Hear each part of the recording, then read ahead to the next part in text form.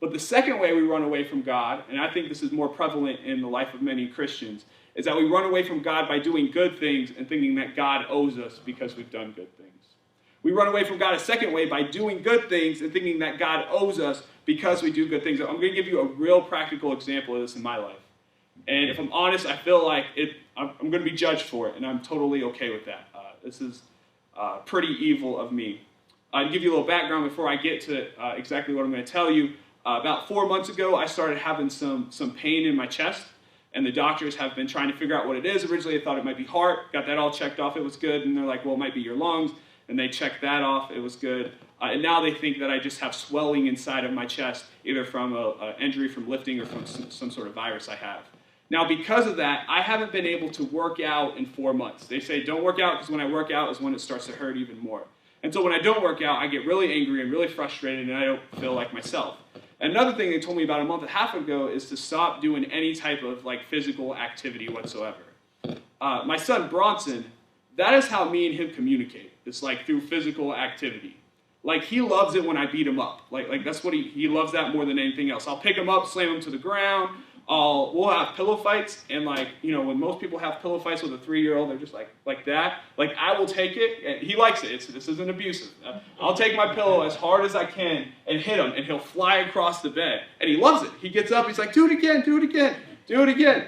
He loves it, and I don't understand, but that's his love language, is when I beat him up, that's when he feels the most love for some reason. And I haven't been able to do that. I can't pick him up at all. I can't pick up the 40-pound kid because it'll cause pain in my chest, and he feels that. He's frustrated about that, and he's angry about that. I can tell every day he'll come up to me, he says, Daddy, is your chest better yet? I'm like, no, buddy, I'm sorry. And he'll walk away with his head down. And it destroys me because I just want to beat him up out of love. Last week I was at Walmart, and I seen this man, and this man is an obese man, very obese, one of the most obese men I've ever seen. And his son walks up to him. He picks up his son, throws him over his shoulder, and is carrying him around the store, and he's laughing, and his son's laughing, and they're having that moment that I want to have with Bronson. And here's the first thought that popped into my head right away. It's God, why can he do that and I can't?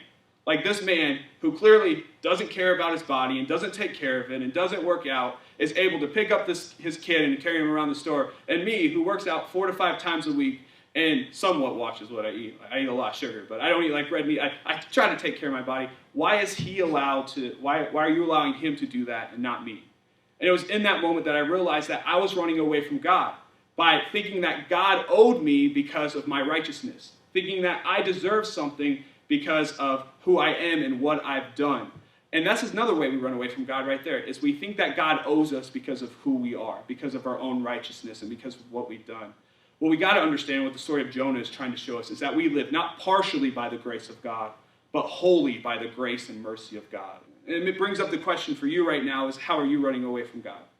Maybe you're running away from God by going and doing bad things, but I think probably for a lot of us, we're running away from God by doing good things and thinking he owes us because we're sitting in a church seat right now. That's how a lot of us run away from God.